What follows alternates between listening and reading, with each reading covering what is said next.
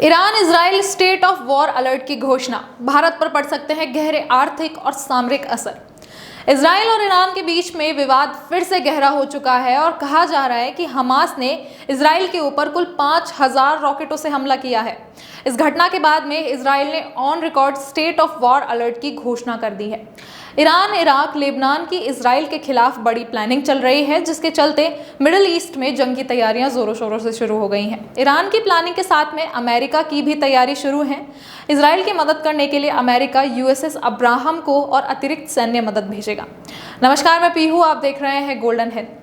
दरअसल इजराइल और ईरान के बढ़ते तनाव के चलते युद्ध की संभावना बढ़ रही है, जो भारत की सुरक्षा, अर्थव्यवस्था और विदेश नीति पर गंभीर असर डाल सकते हैं, जिसके चलते भारतीय सरकार ने खाड़ी क्षेत्र में स्थिति की निगरानी तेज कर दी है और इसके संभावित प्रभावों से निपटने के लिए कई रणनीतिक उपाय भी तैयार किए हैं। लेकिन बात करें इस युद्ध के भारत पर पड़ने वाले आर्थिक असर की, तो युद्ध के संघर्ष का सबसे बड़ा प्रभाव कच्चे तेल की आपूर्ति पर पड़ सकता है, क्योंकि भारत अपनी कुल कच्चे तेल की जरूरत का 85% आयात खाड़ी देशों से करता है और अगर युद्ध हुआ तो कच्चे तेल की कीमतों में उछाल बहुत आसानी से देखा जा सकता है, जो कि भारतीय अर्थव्यवस्था को मुख्य रूप से प्रभावित करेगा।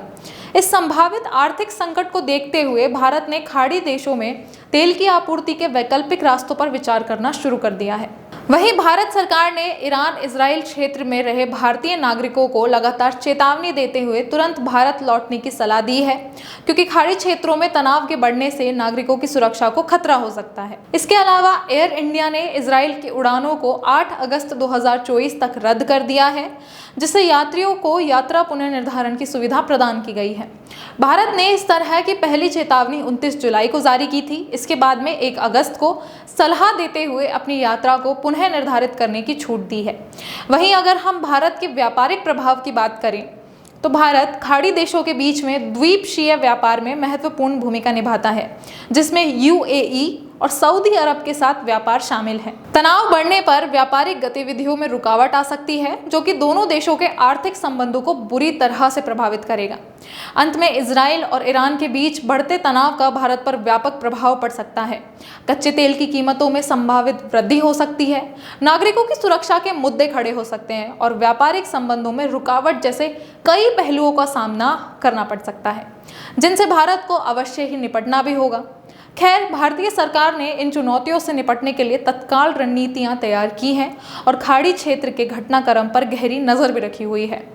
और इस संकट की स्थिति में भारत की सुरक्षा और आर्थिक स्थिरता को बनाए रखने के लिए सतर्कता और पूर्ण नियोजित उपायों की आवश्यकता होगी।